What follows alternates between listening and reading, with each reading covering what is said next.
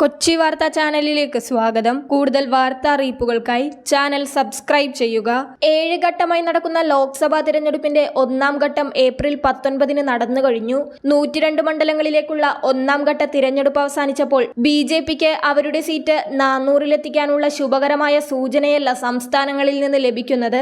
എന്നാൽ ഇന്ത്യ മുന്നണി എത്ര സീറ്റ് കിട്ടിയാലും അതവർക്ക് ലാഭമാണെന്ന രീതിയിലാണ് ചിന്തിക്കുന്നത്. ബിജെപിക്ക് ഏറ്റവും വലിയ പ്രതിരോധം തീർക്കുന്നത് യുപിയും രാജസ്ഥാനുമായിരിക്കും ാണ് വിലയിരുത്തൽ. വെസ്റ്റേൺ യുപിയും ആദ്യഘട്ട തെരഞ്ഞെടുപ്പിൽ ഉൾപ്പെട്ടിരുന്നു. വെസ്റ്റേൺ യുപിയിൽ ഏപ്രിൽ 7-ാം തീയതി വളരെ പ്രധാനപ്പെട്ട ഒരു മഹാസമ്മേളനം നടന്നു. ഈ മഹാസമ്മേളനം വിളിച്ചുകൂട്ടിയത് രജപുത്ര വിഭാഗക്കാരാണ്.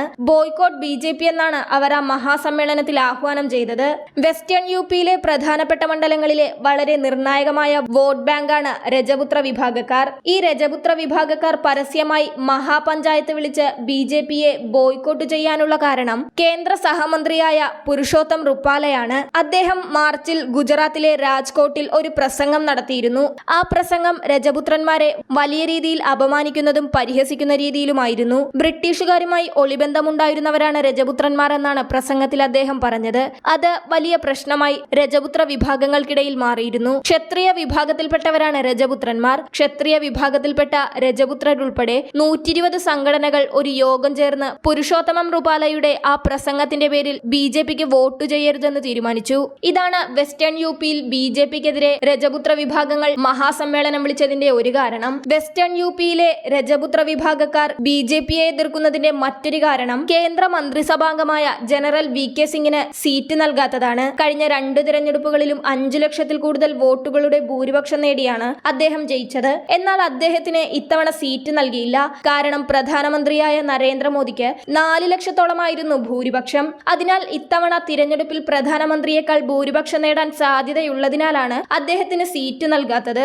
ഈ സാഹചര്യത്തിൽ അവിടെ തിരഞ്ഞെടുപ്പ് നടക്കുമ്പോൾ ജയപരാജയങ്ങളെ സ്വാധീനിക്കുന്ന രജപുത്രന്മാരും അവിടുത്തെ ഭൂരിഭാഗം വരുന്ന മുസ്ലിം സമുദായത്തിൽപ്പെടുന്നവരും ഇന്ത്യ മുന്നണിക്ക് വോട്ട് ചെയ്യാനാണ് സാധ്യത. അതിനാൽ തന്നെ കഴിഞ്ഞ തിരഞ്ഞെടുപ്പിൽ നേടിയ സീറ്റുകളേക്കാൾ ഇത്തവണ സീറ്റ് കുറവായിരിക്കുമെന്ന ആശങ്കയിലാണ് ബിജെപി. ബിജെപിക്ക് പ്രതിരോധം തീർക്കുന്ന മറ്റൊരു സംസ്ഥാനമാണ് രാജസ്ഥാൻ. രജപുത്ര വിഭാഗക്കാർക്കെതിരെയുള്ള കേന്ദ്രമന്ത്രിയുടെ പരിഹാസവും അപമാന രീതിയിലുമുള്ള പ്രസംഗവുമാണ് രാജസ്ഥാനിലും ബിജെപി പ്രതിസന്ധി നേരിടാനുള്ള പ്രധാന കാരണം. നോർത്ത് ഇന്ത്യയിലെ പല സംസ്ഥാനങ്ങളിലെയും പ്രധാനപ്പെട്ട ജാതി വിഭാഗമായതിനാൽ ഇവരുടെ വോട്ട് ഇന്ത്യ മുന്നണിക്ക് പോയാൽ ബിജെപി തോൽവിയിലേക്ക് പോകും. മാത്രമല്ല രാജസ്ഥാനിലെ 14% വോട്ട് രജപുത്ര വിഭാഗക്കാരുടേതാണ്.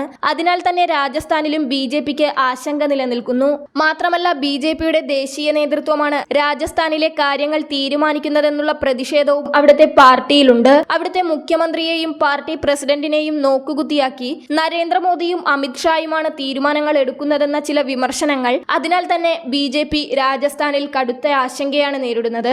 മാത്രമല്ല മഹാരാഷ്ട്രയിലും ബീഹാറിലും ബിജെപി ഇതേ പ്രതിസന്ധി നേരിടുന്നുണ്ട്. ബീഹാറിലും മഹാരാഷ്ട്രയിലും ഇന്ത്യ മുന്നണി നല്ല രീതിയിൽ പെർഫോം ചെയ്യുമെന്ന് ബിജെപിയുടെ ആഭ്യന്തര സർവേ തന്നെ റിപ്പോർട്ട് ചെയ്യുകയുണ്ടായി. മാത്രമല്ല ഇന്ത്യ മുന്നണിയുടെ എല്ലാ പ്രശ്നങ്ങളും നീക്കി എല്ലാവരും ഒറ്റക്കെട്ടായി നിൽക്കുന്നതും ഈ തിരഞ്ഞെടുപ്പ് അവർക്ക് അനുകൂലമായി മാറുമെന്നും ചില വിലയിരുത്തലുകളുണ്ട്. തിരഞ്ഞെടുപ്പിന്റെ ആദ്യഘട്ടം അവസാനിക്കുമ്പോൾ ഇന്ത്യ മുന്നണി അവരുടെ പ്രധാനപ്പെട്ട ഒരു ഘട്ടം കടന്ന് ആത്മവിശ്വാസം വർദ്ധിച്ചതായും ബിജെപി ആശങ്കയിലായതായും ചില സൂചനകൾ നൽകപ്പെടുന്നുണ്ട്. ഈ 102 മണ്ഡലങ്ങളിൽ കഴിഞ്ഞ തിരഞ്ഞെടുപ്പിലെ പോലെ മെച്ചപ്പെട്ട അവസ്ഥ ബിജെപിക്ക് ഉണ്ടാകില്ലെന്നാണ് വിലയിരുത്തൽ. അതുകൊണ്ട് തന്നെ അടുത്ത ഘട്ട തിരഞ്ഞെടുപ്പിലാണ് ബിജെപി ശ്രദ്ധ ചെലുത്തുന്നത്.